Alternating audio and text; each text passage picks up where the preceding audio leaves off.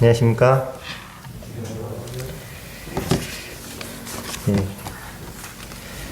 사회 보시는 형제님, 짧지만 귀한 간증, 범사의 주님을 이렇게 인정하고 바라보는 귀한 간증 참 감사합니다. 오늘은 특별히 청년과 학생들을 생각하며 준비한 말씀, 성도님들 잘 아시는 말씀이지만 이렇게 함께 기도하는 마음으로 함께 해주셨으면 좋겠습니다. 창세기 3장 1절부터 4절까지 읽겠습니다. 창세기 3장 1절부터 4절까지.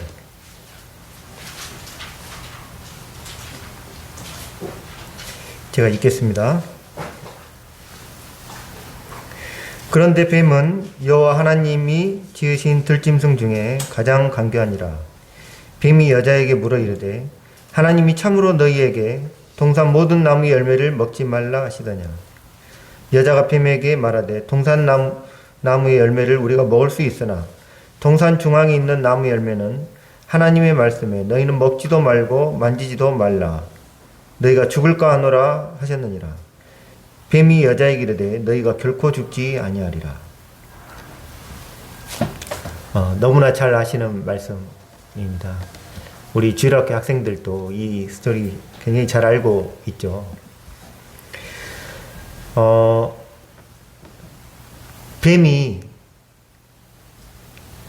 이제 사단이죠. 에덴 동산에서 하와를 유혹하는, 시험하는 장면입니다. 근데 이제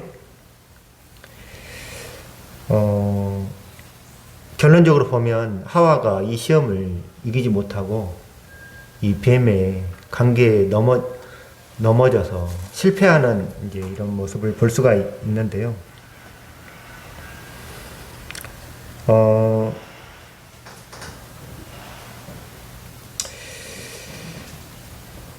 얼마 전에 읽었던 전도출판사에서 나왔던 책에도 이제 이런 내용이 있었는데, 이 하와가 있었던 이 에덴 동산을 이렇게 한번 생각을 해보게 되면, 에덴 동산 하나님이 이 아담과 하와를 위해서 특별히 만들어 놓으신 얼마나 좋은 곳입니까? 모든 것이 풍부하고 여유가 있고 아름다운 동산이었죠. 하와가 그 당시에 굶주리고 있었을까요? 배고파 있는 상황 아니었잖아요. 모든 것이 넉넉한 이런 상황이었습니다. 그리고 그것은 그 사랑하는 남편 아담이 또 함께 있는 곳이었고요. 또 무엇보다도 중요한 것은 하나님이 그곳에서 그 사람들과 함께 교제하시고 함께 하셨던 이런 곳이었습니다. 근데 이곳에서 사단이 와가지고 몇 마디로 하와를 찔렀을 때, 시험을 했을 때 하와가 결국은 넘어지고 말았다는 거죠.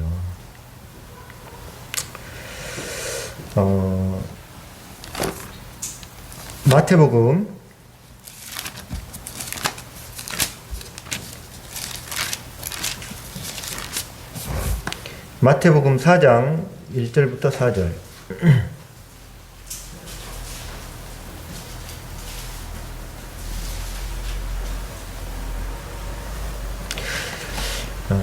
그때 예수께서 성령에게 이끌리어 마귀에게 시험을 받으러 광야로 가사 40일을 밤낮으로 금식하신 후에 줄이신지라. 시험하는 자가 예수께 나와서 이르되 내가 만일 하나님의 아들이거든 명하여 이 돌들로 떡덩이가 되게 하라. 예수께서 대답하여 이르시되 기록하 있으되 사람이 떡으로만 살 것이 아니요 하나님의 입으로부터 나오는 모든 말씀으로 살 것이라 하였느니라 하시니.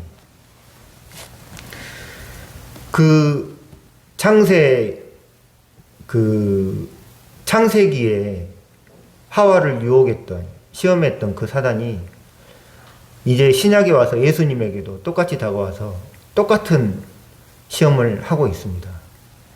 그러나 예수님이 당하셨던 이 시험의 환경은 어땠습니까? 여기는 에덴 동산과 같이 모든 게 풍족한 곳이 아니었습니다. 광야였죠. 아무것도 없는 광야. 거기에다가 예수님은 40일 동안 금식하고 굶주리셨습니다.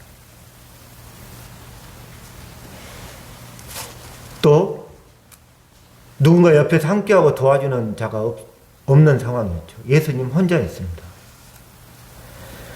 어떻게 보면 창세기 하와의 상황과는 너무도 다른 이런 상황이었는데, 그때 이 사단이 동일하게 나와서 예수님을 시험합니다.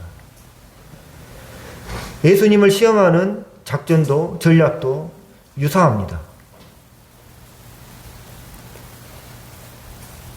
하나님의 말씀을 이용해서 내가 만일 하나님의 아들이거든 명하여 이 돌들로 떡덩이가 되게 하라. 그러나 결론적으로 예수님은 이 시험을 이겨내셨습니다. 어떻게 이겨내셨나요? 하나님의 말씀으로 이겨내셨죠. 말씀 그대로를 사용하셨습니다. 제가 만약에 광야에 이렇게 있었고 사단이 와서 네가 만일 하나님이거든 이 돌들로 명하여 떡덩이가 되게 하라. 그러면 이제 만약에 저 같았으면 나 하나님 아들 맞아. 그리고 나 그렇게 배고프지 않아. 나 견딜 수 있어. 이렇다든지. 우린 이런 말들을 할 것 같아요. 근데 예수님은 다른 말 아무 말씀도 안 하셨죠. 오직 하나님의 말씀. 사람이 떡으로만 살 것이 아니요 하나님의 입으로부터 나오는 모든 말씀으로 살 것이라. 그랬더니 마귀가 예수님을 시험하는 게 거기서 딱 멈췄어요. 그거에 대해서는 멈췄잖아요. 만약에 다른 뭔가 얘기를 했으면 하와처럼 이제 계속 거기서 연결이 되고 꼬이고 엮이고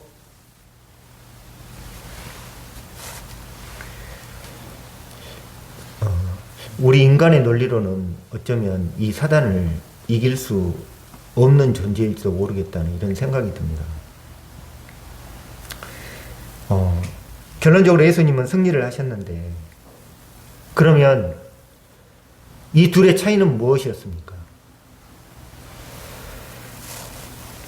예수님은 그 열악한 광야에 아무도 없고 40일 동안 굶주려서 어떻게 보면 정말 우리 같으면 40일 굶주렸으면 영혼이 혼미해서 누가 와서 건들기도 전에 이미 넘어져 버렸을지도 모르는 이런 상황이잖아요. 근데 그런 상황에서 예수님은 어떻게 이겨내셨고 하와는 왜 그 완벽한 상황에서도 넘어지고 말았습니까? 결론은 이제 두 가지로 저는 이렇게 생각을 했는데, 첫 번째는 하와는 하나님의 말씀을 정확히 알지 못했다는 거죠. 하나님의 말씀을 정확히 알지 못했다는 거예요. 두 번째는 하와가 하나님께로부터 직접 말씀을 받지를 못했다는 겁니다. 하나님의 말씀을 경험하지 못했다는 거죠. 주님은 이 성경의 이 말씀을 통해서 우리에게 어떤 시험이 있을 것을 말씀해 주셨고 우리가 그 시험들을 어떻게 극복해 나가야 되는지 그 사례를 몸소 보여주신 것이라고 생각이 되거든요. 특이한 거는 이제 이 예수님이 시험 받으신 장면이 마태복음, 마가복음, 누가복음 이제 이 세 번의 복음서에서 나오는데 누가복음을 잠깐 보시겠습니다. 누가복음 4장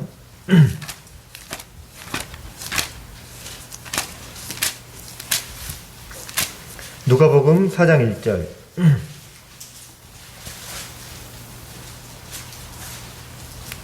4장 1절 2절 읽겠습니다. 예수께서 성령의 충만함을 입어 요단강에서 돌아오사 광야에서 40일 동안 성령에게 이끌리시며 마귀에게 시험을 받으시더라. 여기서는 우리는 그동안 제가 알고 있었던 거는 예수님이 40일 굶주리신 다음에 마귀에게 시험을 받으신 걸로 알고 있었는데, 여기 이 누가복음 성경에는 뭐 어떻게 나와 있냐면 40일 동안 시험을 받으셨던 거예요. 예수님이 40일 굶주리신 후에 딱 하루 시험을 받으신 게 아니라 40일 동안 계속 시험을 받으셨다는 겁니다. 영어 성경에는 그게 더 명확하게 나와 있거든요. 시험을 40일 동안 시험을 받으셨다. 이렇게 나와 있습니다. 그리고 시험이 끝나고 나서도 4장 13절, 마귀가 모든 시험을 다 한 후에 얼마 동안 떠나니라. 우리는 그 시험 후에 마귀의 시험이 끝났다고 생각하고 있지만 성경에는 마귀가 시험을 다 한 후에 얼마 동안 잠깐 떠났다는 거거든요. 그리고 영어 성경에는 어떻게 되어 있냐면 until an opportune time, 적당한 시기까지 떠나 있었다고 하는 거예요. 적합한 시기까지 떠나 있었다. 그러니까 마귀는 예수님이 하나님의 아들이심에도 불구하고 계속 시험을 했고, 그리고 떠나서도 예수님을 시험할 수 있는 이런 그 기회를 계속 찾았다는 거죠. 마귀는 시험하는 자입니다. 창세기에 에덴 동산에서 아담과 하와를 유혹했던, 시험했던 그 마귀가 예수님이 오셨을 때 예수님을 시험했고, 동일하게 지금 이 순간에도 그 마귀는 우리 성도들을 동일하게 시험하고 있다는 거예요. 그 오늘 제 말씀의 핵심인 이거거든요. 이 시기가 평화롭게 보이고 안정적으로 보이지만 사실은 전쟁의 시기라는 거예요. 마귀는 지금도 끊임없이 성도들을 향해서 불화살을 쏴대고 있다는 겁니다. 끊임없이 시험하고 있다는 거예요. 특히 학생들과 청년들, 기도하는 마음이 있죠. 필리핀에서도 코로나 시기에 오랫동안 못 모이고 있는 동안에 누가 가장 큰 타격을 받았냐면 학생하고 청년들이 타격을 받았습니다. 많은 학생 청년들이 세상으로 흘러가 버렸어요. 이제 막 구원을 시인하고 믿음을 시인했던 학생 청년들이 많이 떠나가 버렸어요.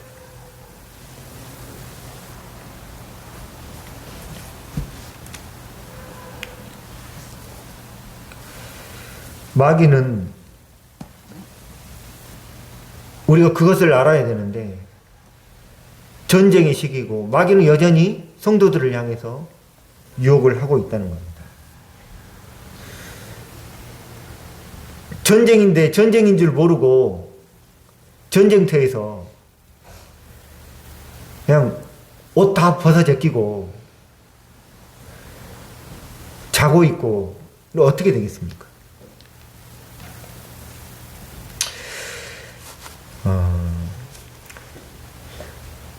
사단이 시험을 하고 있는데, 이 주님이 복음서에서 3번이나 이 말씀을 통해서 어떻게 사단이 우리를 시험하고 어떻게 물리쳐야 되는지 알려주신 거잖아요. 우리 주님은 하나님이셨지만 사단에게 우리 주님이 별도의 말씀을 해서 사단을 물리치신 게 아니라 기록된 말씀, 기록된 바, 철저하게 기록된 말씀을 인용해서 사단과 싸우셨다는 것을 보게 됩니다. 우리 주님께서 기록된 말씀의 권위, 기록된 말씀의 능력을 알고 계시고 그 능력을 우리에게 가르쳐 주려고 하셨던 것 같아요.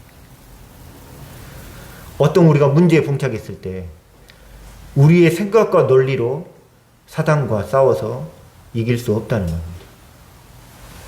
오직 말씀이 뭐라고 기록하고 있고 말씀이 어떻게 얘기하고 있느냐, 그것만이 우리에게 방패가 된다는 것이죠. 그래서 예수님께서 첫 번째로 하신 대답이 뭡니까? 오직 하나님의 입에서 나오는 모든 말씀으로 살 것이라는 것이다.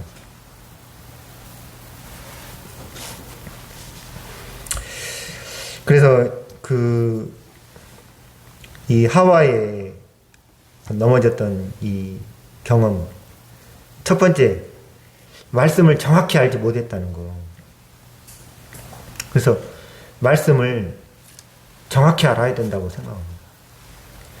제가 이제 저희 애들하고도 이제 뭐 이렇게 얘기를 하다 보면 애들이 주일학교 때부터 이렇게 잘하다 보니까 무슨 사건 보면 잘 알아요. 아, 그 사건에 이제 잘 아는데 그때 성경 말씀이 뭐였는지 그것까지는 모르는 거예요.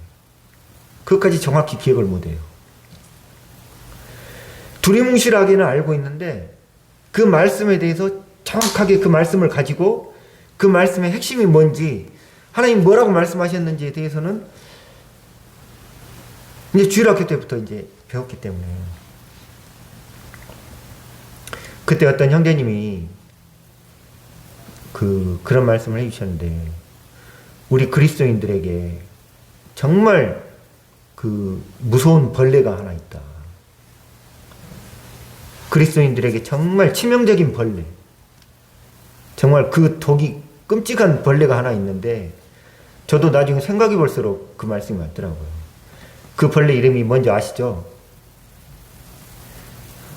대충입니다. 대충. 말씀을 대충 알아요. 믿음 생활도 대충 하고,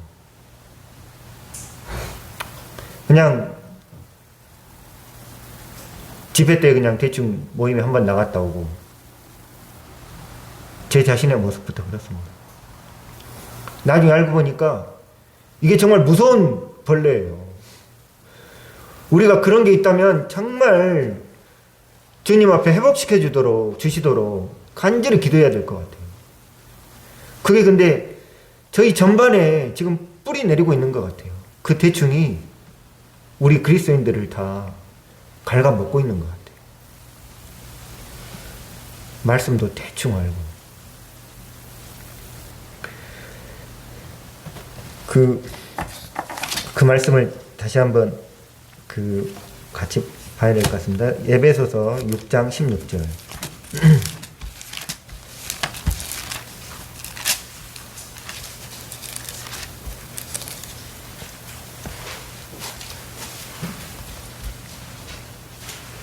(6장 16절) 모든 것 위에 믿음의 방패를 가지고 이로써 능히 악한 자의 모든 불화살을 소멸하고.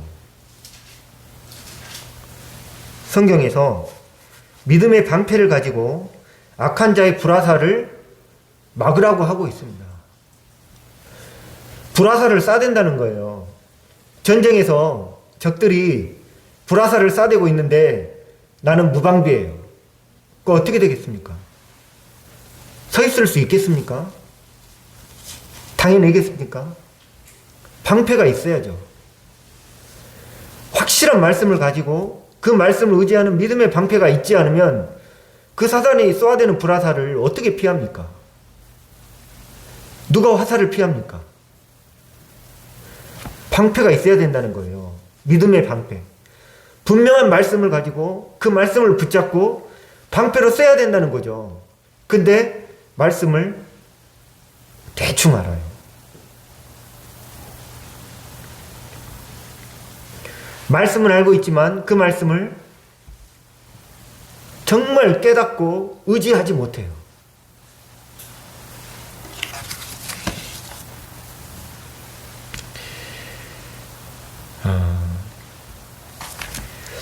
그 사단이 예수님을 시험하는 그 장면을 보시면 다시 마태복음 들어가 보시겠습니다. 마태복음 4장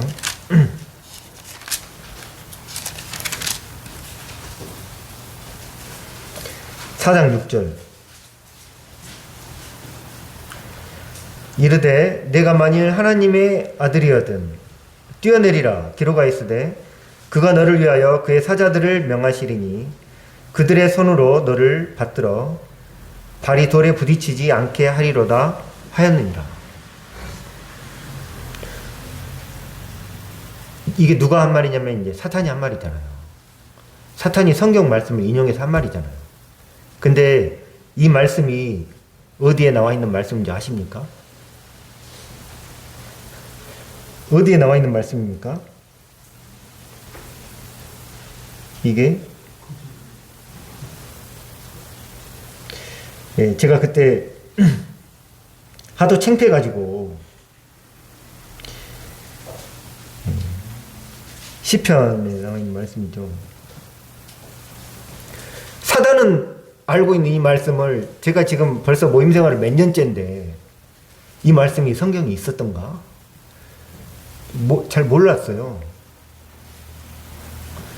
사단이 우리보다 성경을 더 잘 알고 있다는 거예요. 더 잘 알고 있기 때문에 그걸 마음껏 활용해서 비틀고 비꼬고 해가지고 우리보다 더 전문가인 거예요.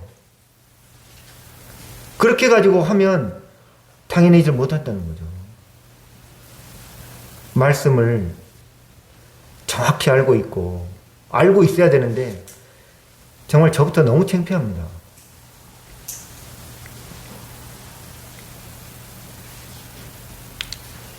그래서 주님께서 저희에게 본을 보여주시고 그 본을 따라가도록 이렇게 하신 것 같습니다. 요한복음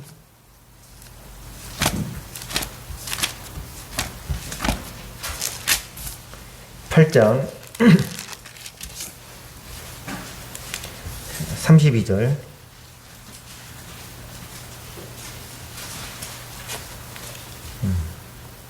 31절부터 읽겠습니다. 그러므로 예수께서 자기를 믿은 유대인들에게 이르시되 너희가 내 말에 거하면 참으로 내 제자가 되고 진리를 알지니 진리가 너희를 자유롭게 하리라. 굉장히 유명한 잘 알고 있는 말씀이에요. 진리를 알지니 진리가 너희를 자유롭게 하리라.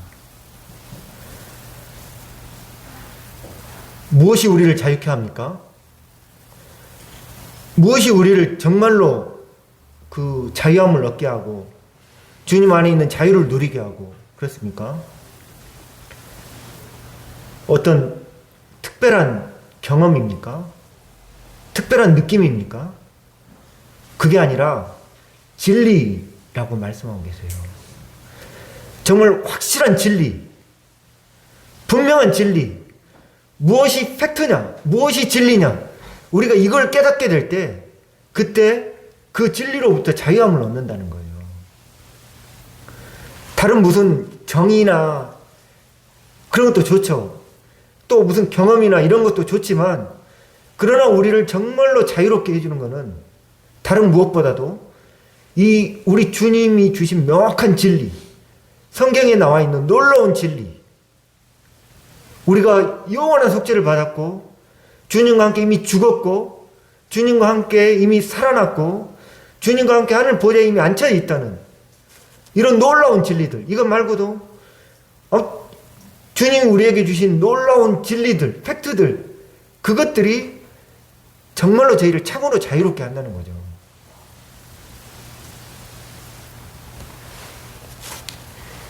우리가 진리를 명확히 알고, 제가 요즘 그런 기도 계속 하고 있는데 진리를 정말 명확히 알고 그래서 그 진리들 안에서 정말 그 진리들을 누리고 기뻐하고 그 진리 안에서 정말 그 충만한 삶을 살 수 있도록 이런 기도가 되더라고요. 참 그 말씀을 정확히 그 진리를 정확히 알 수 있도록 기도하는 마음이 있습니다. 두 번째는 그 하와의 두 번째 실수는 직접 말씀을 받지 못했다는 거예요. 아담이 하나님로부터 말씀을 받았죠. 중앙에 있는 선악을 알게 하는 나무의 실과는 먹지 말아라. 먹는 날엔 정령 죽으리라. 그리고 아담이 이제 그걸 하와한테 전해줬잖아요. 근데 그럼에도 불구하고 하와가 아담에게 선악과를 건넸을 때 이제 아담이 그걸 먹었는데 왜 아담은 말씀을 알고도 먹었을까? 이제 그건 잘 모르겠어요. 아담이 말씀을 잊었는지 아니면 아담이 하와를 너무 사랑했기 때문에 그 하와와 함께 있기를 원했는지 저는 이제 두 번째라고 개인적으로 믿고 있습니다만은 그래서 이제 아담이 첫사람으로 불리는 거라고 이제 보고 있습니다. 이제 그거는 사실 제가 정확히 모르는 부분이고요. 그러나 분명한 거는 하와가 하나님으로부터 직접 말씀을 받지 못했다는 거죠. 그래서 그 히브리서 6장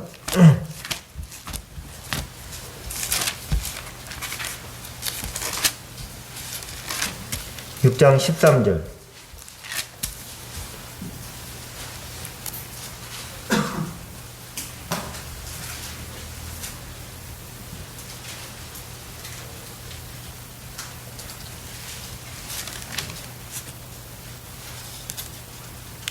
죄송합니다. 5장 13절이네요. 이는 젖을 먹는 자마다 어린아이니 의의 말씀을 경험하지 못한 자요. 성경에서 어린아이에 대해서 얘기하면서 의의 말씀을 경험하지 못했다고 하고 있습니다. 영적인 성숙은 그 삶 가운데 하나님의 말씀으로 교제하고 하나님의 말씀을 받고 하나님이 내게 주시는 그 의의 말씀들을 경험하면서 그걸로 인해서 기뻐하고 감사하고 그 지난주 일요일 날도 형님이 말씀이셨죠? 기쁨에 대해서 말씀하시면서 그 사라졌던 별이 다시 나타났을 때 동방박사들이 기뻐하고 기뻐했지 않습니까? 말씀을 통해서 삶 가운데 주님의 인도하심을 받을 때 그 기쁨, 주님이 원하시는 뜻 가운데 있는 그 기쁨, 의의 말씀을 경험하는 것. 이게 정말 너무 중요하다는 것이죠. 그렇지 못하면 어린아이라고 얘기하고 있습니다. 시편 말씀은 주의 말씀은 내 발의 등이요 내 길의 빛이라고 말씀하고 있습니다. 우리 삶의 모든 일 가운데 주님의 말씀 앞에 나아가고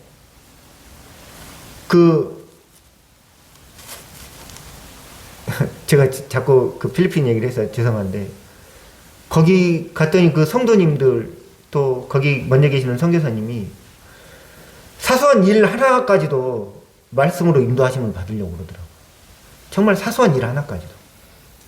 그러면서 저도 그런 것들을 사모하게 되더라고요. 뭔가를 결정할 때 정말 작은 일 하나까지도 주님의 말씀 앞에 나와서 주님의 말씀을 보여주시기를 기도하고 의의 말씀을 경험하는 거죠.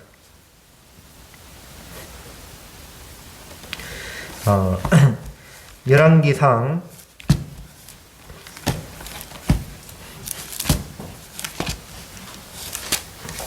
19장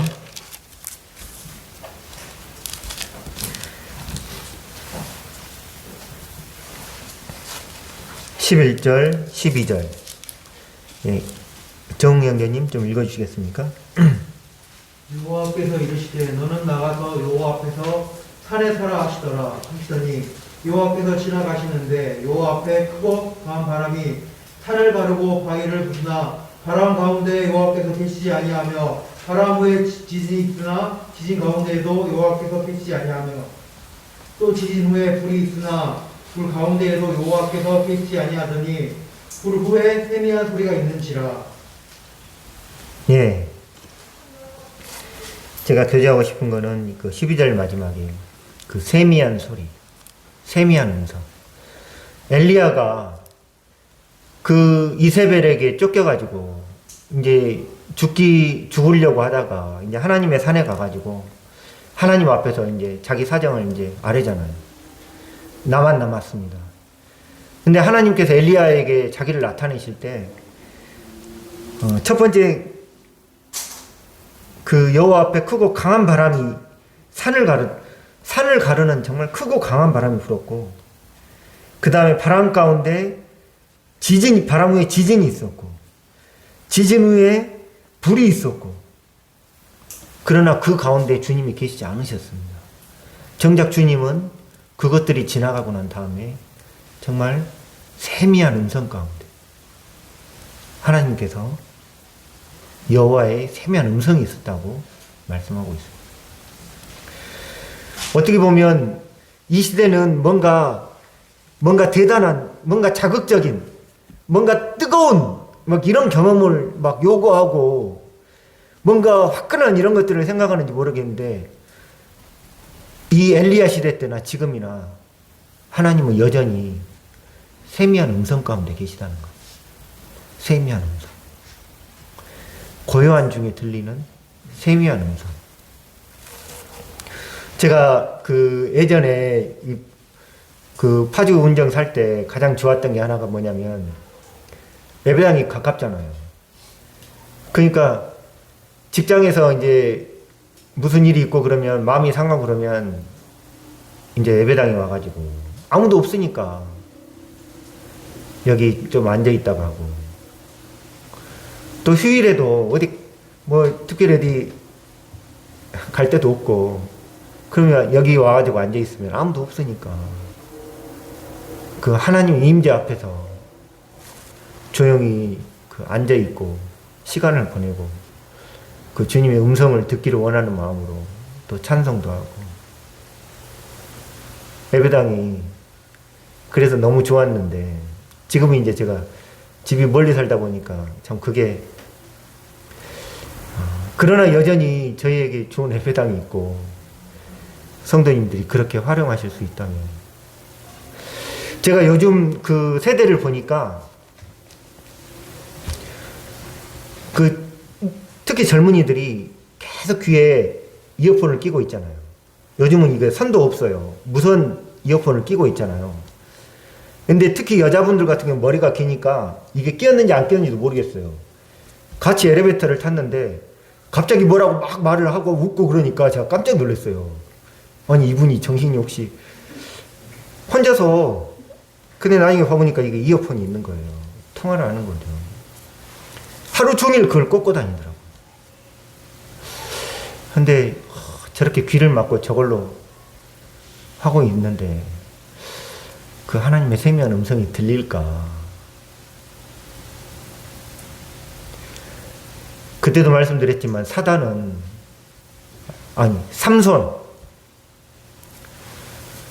삼손이 실패한 여러 가지 이유가 있겠지만 삼손은 그 이방 여인을 바라봤거든요. 그러다가 결국 눈이 뽑혔습니다. 지금 이 시대에 주님의 세미한 음성을 들어야 되는데 그 고요한 가운데 들리는 세미한 음성을 들어야 되는데 요즘 들을 게 너무 많아요. 그냥 주머니에 꺼내기만 하면 그냥 신기한 게 너무 많죠. 그냥 유튜브. 항상 끼고 다니고 우리 학생 청년들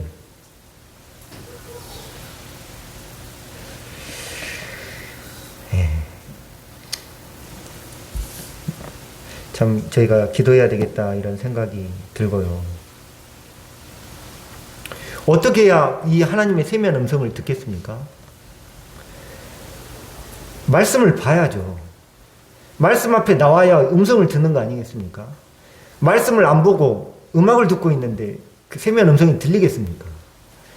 말씀을 안 보고 드라마를 보고 있는 중에 하나님의 음성이 들리겠습니까?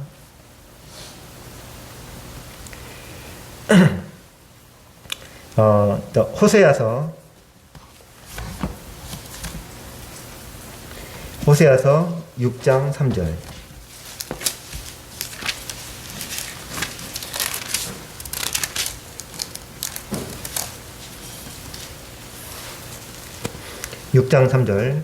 제가 읽겠습니다. 그러므로 우리가 여호와를 알자. 힘써 여호와를 알자. 그의 나타나심은 새벽빛같이 어김없나니 비와 같이 땅을 적시는 늦은 비와 같이 우리에게 임하시리라 하니라. 저는 특별히 여기서 새벽빛같이 어김없나니 예전 성경에는 일정하신 이렇게 되어 있잖아요. 하나님의 임재가 일정하다는 거예요. 그래서 우리 삶 가운데 시간을 정해놓고 정기적으로 하나님 앞에 나가는 이 삶이 중요하다는 거죠. 시간을 정해서. 어떻게 보면 이거 저희가 학생 때 구원받고 나서부터 귀에 못이 박이도록 들었던 그 내용 아닙니까? 일어나서 기도부터 하고 말씀 앞에 나가라. 근데 여전히 잘 못하고 있는 거죠. 하나님의 나타나심이 일정하다는 거예요. 어김없다는 거예요. 우리가 시간을 정해놓고 그 시간에 하나님 앞에 나가는 훈련을 해야 되고 우리 자녀들을 그렇게 이제 가르쳐야 된다는 거죠. 참 시간 정해놓고 가족끼리 이렇게 말씀 이렇게 저녁에 보는 것도 참 쉽지 않아요. 다들 무슨 일정들이 그렇게 참 많고.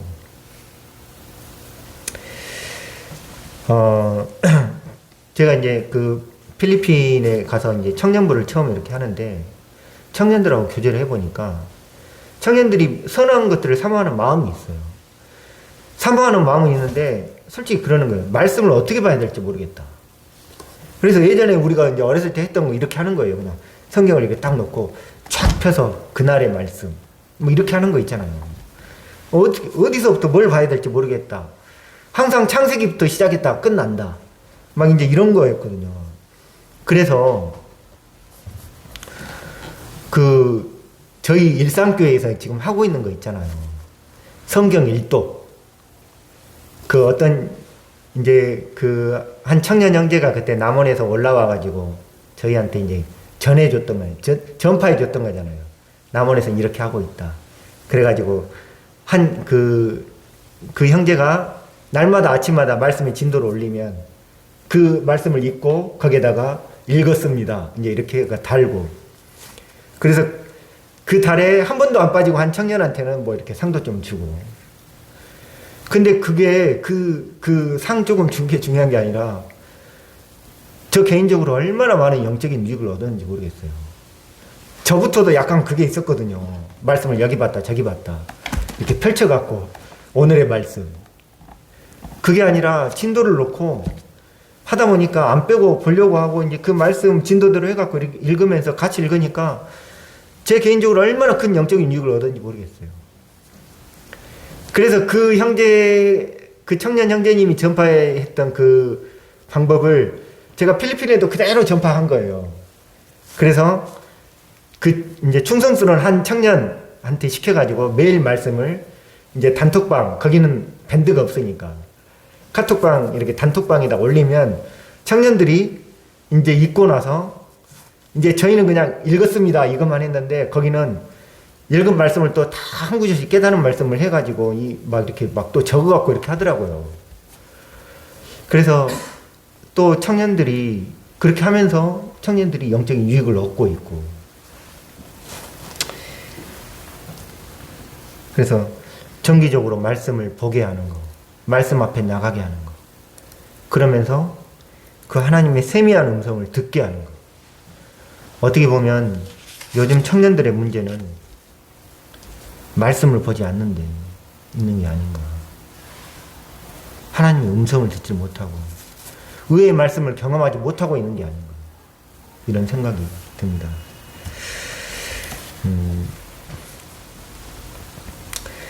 하나님 말씀을 대할 때 몇 가지 그 우리 머릿속에 전제를 가지고 유념해야 될 전제가 있다고 생각해서 그 부분 짧게 교제를 하려고 합니다. 첫 번째는 하나님의 말씀은 완벽하다는 겁니다.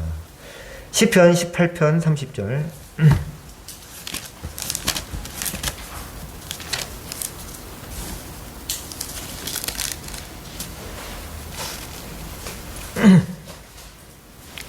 제가 읽겠습니다.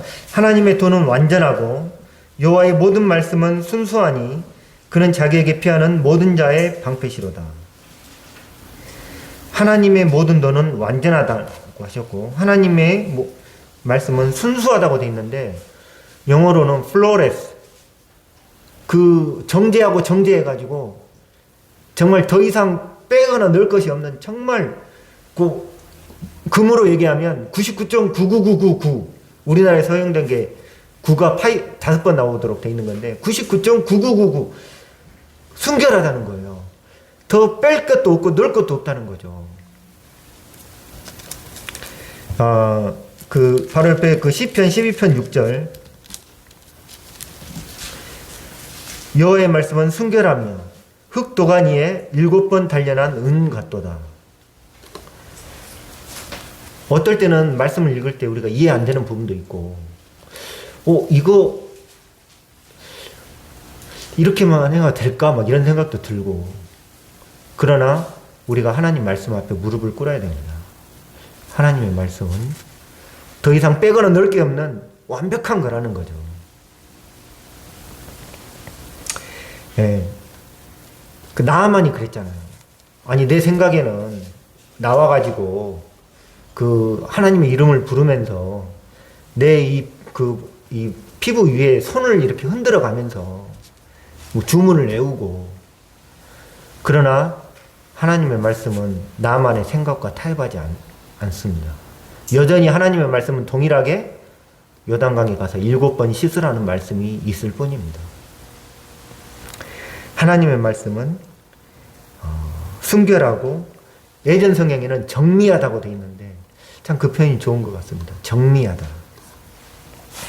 두 번째, 모든 성경이 하나님의 감동으로 되었다는 겁니다. 디모데후서 3장 16절.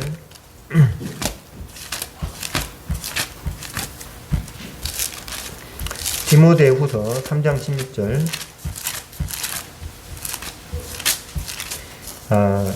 모든 성경은 하나님의 감동으로 된 것으로 교훈과 책망과 바르게 함과 의로 교육하기에 유익하니. 여기서 모든 성경이라고 되어 있는데 영어 성경에는 모든 구절이라고 나와 있습니다. 그래서 성경 구절 단어 하나하나에 하나님의 영성이 숨어 있다고, 드러나 있다고 봐야 되는 것입니다.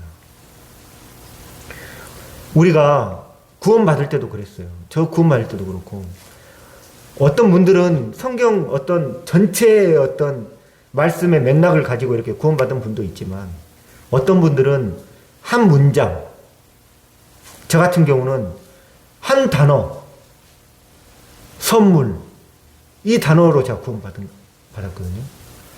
그러니까 이 성경은 문장, 맥락뿐만 아니라 그 한 단어에도 하나님의 영혼이 깃들어 있다는 거예요. 그렇기 때문에 한 단어 하나하나를 우리가 주의 깊게 봐야 되고, 그것들 앞에 겸손하게 그 단어들을 연구하고 받아들여야 된다는 것입니다. 세 번째는 우리가 말씀을 또 주의해야 될 것들은, 우리 이 말씀을 보는 것이 우리 삶 가운데 행함으로 연결이 되어야 된다는 거예요. 누가복음 6장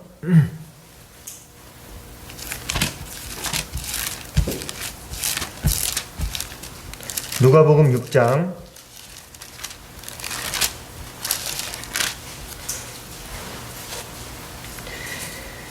49절. 듣고 행하지 아니하는 자는 주추 없이 흙 위에 집 지은 사람과 같으니 탕류가 부딪힘에 집이 곧 무너져 파괴됨이 심하니라 하니라. 그 믿음의 기초에 대해서 말씀하시는데요. 여기서 주님의 말씀은 말씀을 듣기만 하고 그것을 행하지 않는 사람, 기초가 없다는 거예요. 조금만 유혹이 오고 시험이 오고 문제가 일어나면 곧 무너진다는 겁니다. 그것이 믿음의 기초라고 얘기하고 있어요. 이런 면에서 참 저도 후회가 많이 되고, 그 어려서부터 정말 그 한 말씀 들었던 것을 내 삶 가운데 정말 지키고 그런 것들이 습관화되어 있고 그랬다면 내가 지금 좀 다른 모습이 있지 않았을까. 듣기는 많이 들어서 박사가 돼 있는데 그 말씀을 삶 가운데서 지키고 또 그 말씀을 붙들고 또 그 말씀대로 살고자 정말 그 하나님을 경외하면서 그 말씀대로 살고자 하는 간절한 그런 마음, 이런 것들이 그 사람의 신앙의 기초라고 말씀하고 있는 것을 보게 됩니다. 그런 것들이 없을 때 기초가 약하다는 거죠.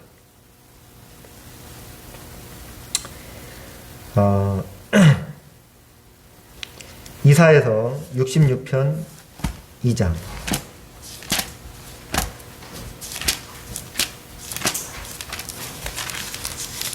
66편 2절.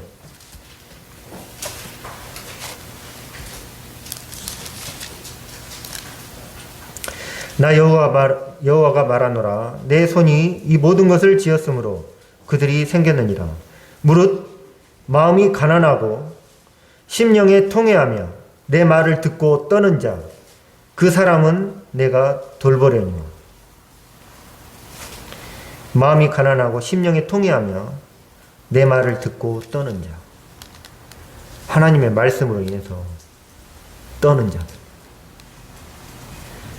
하나님의 말씀 그 한 구절 앞에 정말 무릎을 꿇고 떨면서 그 말씀을 두려워하고 그 말씀을 지키려 하고 그 말씀을 하나님의 말씀으로 받고 그런 사람들을 주님께서 함께 하신다고 말씀하고 있습니다. 정말 이럴 수 있기를 바라고, 또 우리 믿음의 자녀들, 청년 학생들이 요시야 때의 영적인 부흥이 어디서부터 일어났습니까? 하나님의 말씀을 찾았잖아요. 우리 교회도 이 말씀으로 돌아오고 말씀을 두려워 떨고 말씀 앞에 나아가고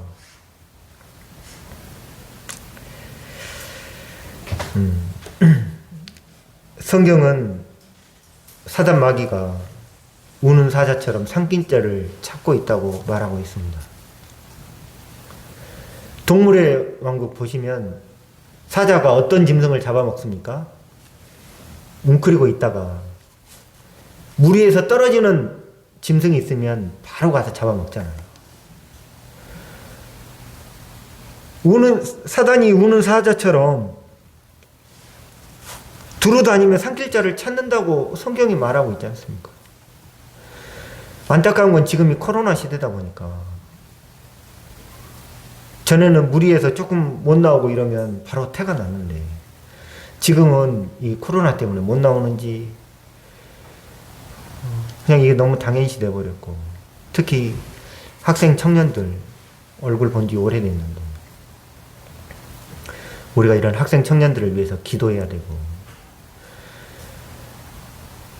하와를 시험에서 넘어뜨렸던 그 사단, 예수님을 끊임없이 시험했던 그 사단이 지금 이 시대에 동일하게 성도들에게 불화살을 쏘고 있고 울면 삼킬 자를 찾고 있다는 우리가 이 영적인 상황을 간과하고 잊어버려서는 안 되겠다. 저부터 정말 불화살을 쏴대고 있다는 이런 것들을 알고 말씀 앞에 무릎을 꿇고 말씀을 붙잡고 말씀을 대하는 이런 자세가 필요하겠다. 이런 마음으로 주님 이런 마음 주셔서 교제하게 됐습니다. 감사합니다.